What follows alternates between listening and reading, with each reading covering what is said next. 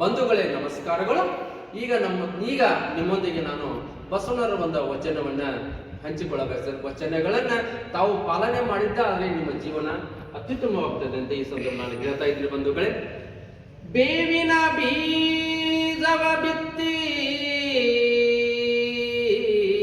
ಬೆಲ್ಲದ ಕಟ್ಟೆಯ ಕಟ್ಟಿ, ಬೇವಿನ ಬೀಜವ ಬಿತ್ತಿ ಬೆಲ್ಲದ ಕಟ್ಟೆಯ ಕಟ್ಟಿ, ಆಕಳ ಹಾಲನೆರೆದು ಜೇನುತುಪ್ಪವ ಹೊಯ್ದೊಡೆ, ಆಕಳ ಹಾಲನೆರೆದು ಜೇನುತುಪ್ಪ ಹೊಯ್ದೊಡೆ, ಬೇವಿನ ಬೀಜವ ಬಿತ್ತಿ ಬೆಲ್ಲದ ಕಟ್ಟೆಯ ಕಟ್ಟಿ, ಆಕಳ ಹಾಲನೆರೆದು ಆಕಳ ಹಾಲನೆರೆದು ಜೇನುತುಪ್ಪವ ಹೊಯ್ದೊಡೆ, ಸಿಹಿಯಾಗಬಹುದೇ